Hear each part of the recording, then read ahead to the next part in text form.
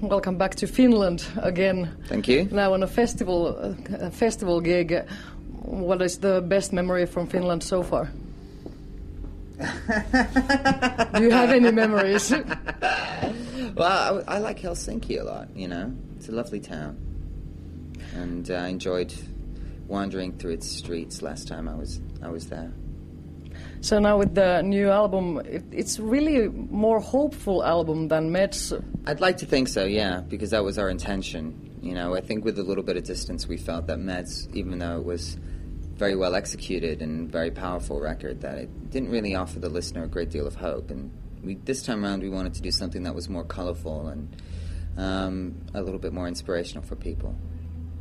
Was it your intention when you started to make the album that is your life so much better, or where did I'd like to think from? so as well, yeah. You know, that would be nice, yeah. In many reviews, the people have been written that this is like the new coming of Placebo, that you have found yourself again. Do you think so yourself?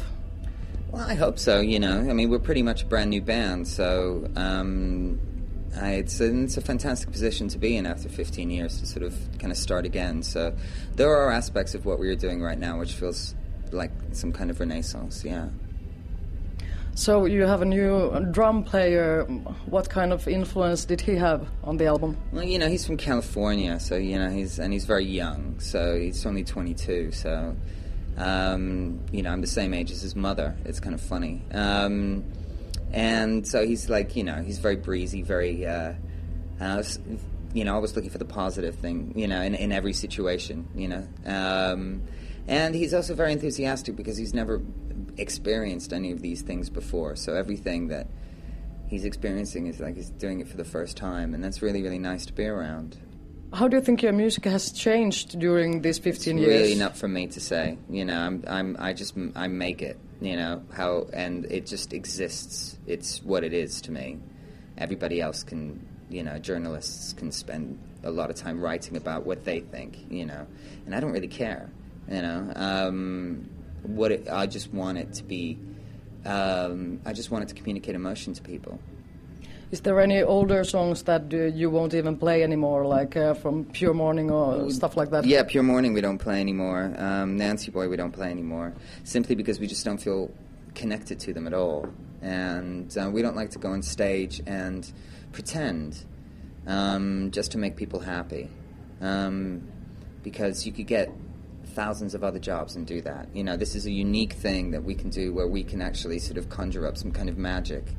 And you can only do that when you are actually in a context which is about some form of truth. And to go on stage and just pretend that you like this song just so that other people can mosh, I'm sorry, it's empty. It's not truthful.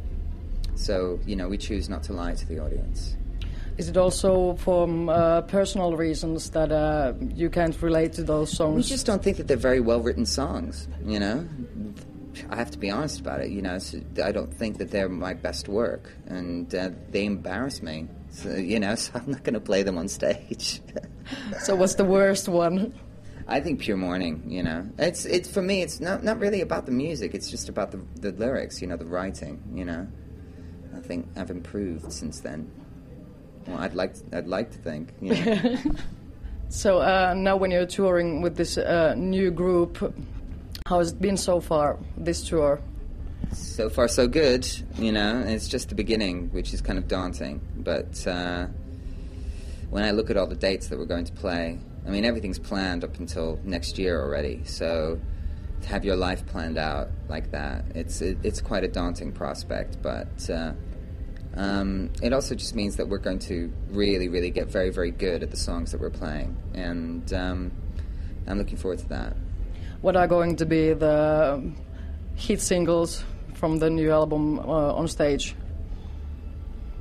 Well, you know, it's a festival, so tonight we're going to be playing, you know, a little bit from the new album, but we have to really mix it in with some stuff that people know quite well. You know, when they come to our own shows, then we can afford to be a little bit more obscure and, just more obscure in general. But, you know, this is kind of... You know, a festival is sort of like a beer picnic with the, you know, sort of soundtrack. bands playing, and so we're kind of the soundtrack to the beer picnic, and our job is to sort of get people moving and to let them have a good time. Finland is well known as a heavy metal country, and tomorrow the headliner is Manowar. Do you think you have to win people over in here different than in other countries? I'm not even going to compete with a dinosaur like Manowar. No, I feel no pressure whatsoever. So you don't have any motorcycles or stuff like that? No, I can't even drive a car. So no. So you see, I'd rather sort of play a song really well and sing a song really well than feel like I have to come on stage with a motorcycle in order for people to clap. Yeah, I have to ask you Besides, you got to be careful with the old motorcycles, because if you're anything like Rob Halford from Judas Priest, you can ride your motorcycle onto the stage and then ride it right off the other side of the stage, which happened to him a few times, and I think it hurt. Yeah, but it's good TV. I suppose, but then so is Saddam Hussein getting hanged. That's good TV, Yeah. Everybody likes to see other people suffer, which is why I don't really watch that much TV. What do you see is the biggest threat nowadays to music business? Is it the internet or? No, it's these stupid competitions that you get on TV, which are basically giving pop music a bad name. I don't know what they're called if you have it in Finland or not, but we call it in the UK. It's called Pop Idol or we have X Factor, kind of thing. And they should really change the names to incorporate the word karaoke, because that's all it really is. It's a karaoke competition that is designed to fill the pockets of the phone companies and the TV companies, and sell a dream to these poor, innocent, impressionable people, that they have in the competition of great stardom, when in fact the only people who profit are the phone companies and the TV company itself. It is extremely rare for any of these people who win them to actually go on to have a substantial career afterwards, and they become broken people. It's also giving one aspect of pop music sort of such a such a platform that people are forgetting that, for me, it's giving pop music a bad name. Everybody thinks that sort of sounding like Mariah Carey or sounding is pop music, when in fact it's not. I mean, I grew up in the 80s, and in the 80s when you had artists who were mainstream artists working within the pop arena, and what they were doing was they were actually making music which was very avant-garde. If you listen to Kate Bush's material, it's really quite out there.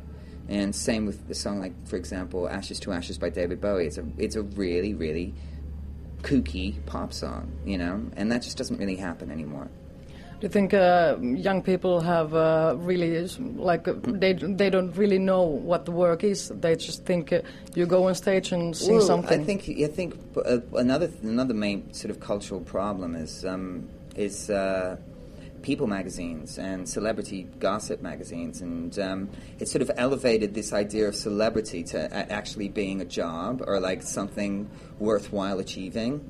And in the old days, before this kind of cult of celebrity existed, celebrity was a byproduct. Being famous was a byproduct of actually doing something differently from others that set you apart and working really, really, really, really hard. Now today, that's how most celebrities sort of I'd say about 50% of celebrities actually achieve celebrity through doing that. But then you have this whole group of people who are famous for being famous, who don't actually do anything. And I think young people are beginning to aspire to that as if it's actually worthwhile, when in fact it has absolutely no cultural significance whatsoever, and is actually very shallow, hollow, and empty. Also, they have a lot of rumors in those magazines. What's the best rumor you've heard about yourself? I don't know. I don't read them. So no one has told you, like, oh my God, we heard that you're dead? Not yet, no. That's just really good. Yeah. I'm quite happy about that. Yeah. But can you walk on the streets like? Sure. But there's no paparazzis no, not yet, chasing you? No, thankfully not, no. I mean, I have been papped several times, yeah.